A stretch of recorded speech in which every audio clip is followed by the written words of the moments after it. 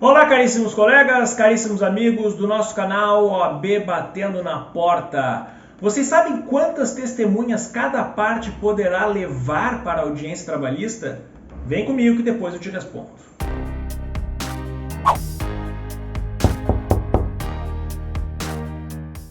Muito bem, meus caros, então hoje nós vamos tratar aqui de prova testemunhal.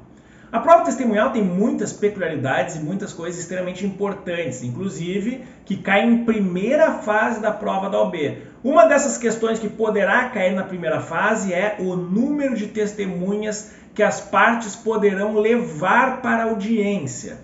Porque nós temos um número e números são coisas que é mais difícil de decorar do que palavras. E às vezes, na primeira fase, vocês não podem usar absolutamente nada, nenhuma legislação, então eles podem confundi-los na hora de ver quantas testemunhas, é 2, é 3, é 6, é mais, quantas são. Então vamos lá, direto para o artigo 821 da CLT. Vem comigo! Artigo 821 da CLT diz o seguinte: cada uma das partes não poderá indicar mais de 3 testemunhas, salvo quando se tratar de inquérito, caso em que esse número poderá ser elevado a 6. Volta aqui para mim. Senhores, portanto, nós temos no artigo 821 da CLT já 2 possibilidades. A primeira, 3 testemunhas. 3 testemunhas é a regra geral, digamos assim, a vala comum, que é o procedimento ou rito ordinário. O rito ordinário, que é acima de 40 vezes o salário mínimo, o valor da causa acima de 40 vezes o salário mínimo, cairemos no rito ordinário. Neste rito ordinário, então, eu tenho uma ação trabalhista qualquer e as partes querem levar testemunhas para esta audiência. Quantas testemunhas cada uma das partes poderá levar? Reclamante e reclamado, de acordo com o artigo 821, poderá levar até 3 testemunhas cada uma das 2 partes. 3 testemunhas. Esse é o número. No entanto, o próprio dispositivo da CLT faz uma ressalva. Salvo se tratar de inquérito judicial para apuração de falta grave. Ora, mas o que é este inquérito judicial para apuração de falta grave? Nada a ver com inquérito policial, pelo amor de Deus. O inquérito judicial para apuração de falta grave nada mais é do que uma ação.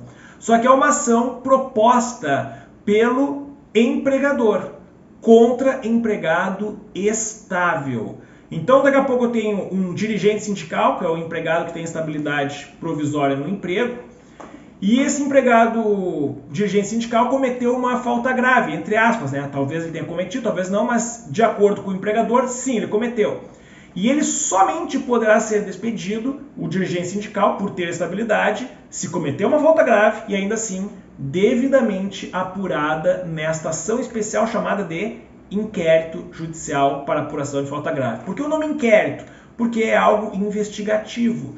Para eu despedir alguém que tem estabilidade, somente se ele passar por esse inquérito. Abrindo parênteses, nem todo estável precisa passar pelo inquérito. Somente aquele estável que tem previsão legal. Por exemplo, a gestante não precisa passar pelo inquérito. Fecha o parênteses. Volta aqui. Senhores, então, o dirigente sindical, por exemplo, é um caso que só pode ser despedido se cometer uma falta grave e ainda assim passando pelo inquérito judicial para apuração de falta grave. Esta ação investigativa. Por ser uma ação investigativa e para evitar que daqui a pouco o empregador invente uma falta grave para poder despedir aquele empregado, podemos utilizar cada uma das partes até 6 testemunhas para ter mais provas naquele processo e demonstrar mesmo que aquele cara cometeu uma falta grave ou não. Então, nós temos essa possibilidade quando se tratar dessa ação especial chamada de inquérito judicial para apuração de falta grave, em vez de 3, poderemos dobrar até 6 testemunhas.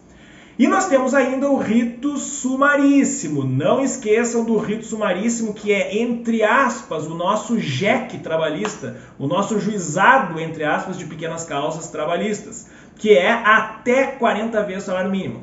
Neste procedimento, neste rito processual que é o sumaríssimo, as partes poderão levar para a audiência até 2 testemunhas cada uma. 2 testemunhas cada uma das partes. E para finalizarmos, senhores, não esqueçam, existe ainda as chamadas testemunhas referidas. O que é testemunha referida? Daqui a pouco o juiz está questionando uma das testemunhas, pergunta lá alguma coisa, sei lá, tu assistiu um assédio moral que o empregador cometeu com aquele empregado, com o reclamante?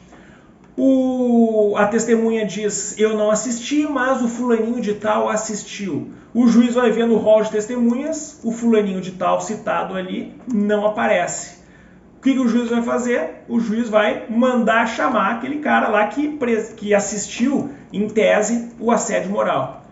E aí isso é o que? Testemunha referida. E o juiz, pela sua livre investigação no processo, o juiz pode, daqui a pouco, pedir testemunhas a mais do que aquele limite imposto pela CLT. Isso chama-se de testemunha referida em qualquer dos ritos, em qualquer tipo de ação, pode ser inquérito, pode ser rito ordinário, pode ser sumaríssimo, tanto faz. Se tiver uma testemunha referida e o juiz quiser, ele poderá chamar essa testemunha referida. Ok, senhores? Qualquer dúvida, pergunte nos comentários que o mais breve será respondido. Um grande abraço e até a próxima.